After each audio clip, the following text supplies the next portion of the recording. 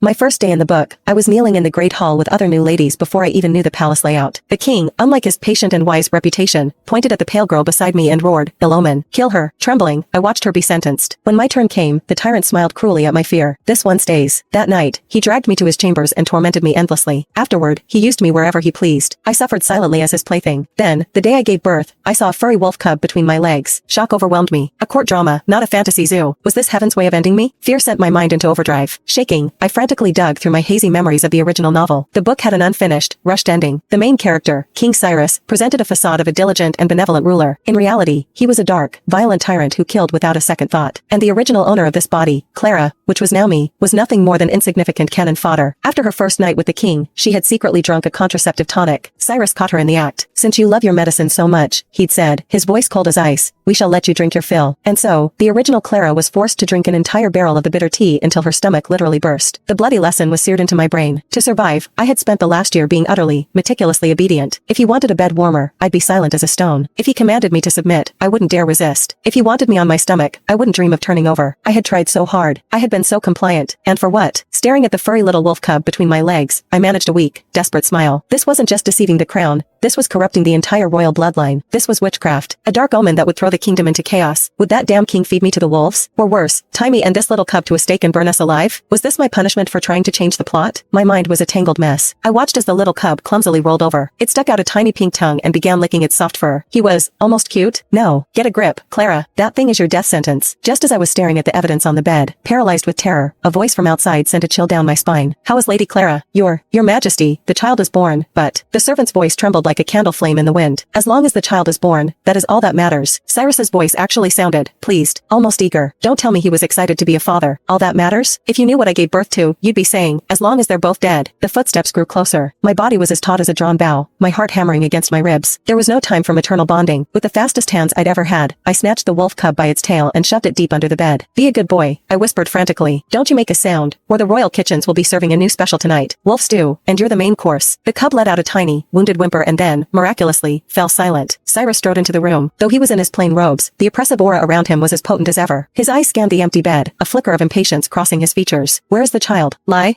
to this man, whose face could silence a crying child. I couldn't do it. The child didn't. The gruesome image of the original Clara's death played on a loop in my head. The fear was bone deep. My lips trembled like dead leaves in a gale. The words make it were caught in my throat, refusing to come out. Cyrus's brow furrowed in annoyance. He closed the distance between us in a single step and grabbed my chin, forcing me to look at him. "Well, I asked you a question. Where is the child?" His fingertips were like ice, sending a shiver through my entire body. I squeezed my eyes shut, swallowed hard, and summoned every ounce of acting talent I possessed. "It is my fault,"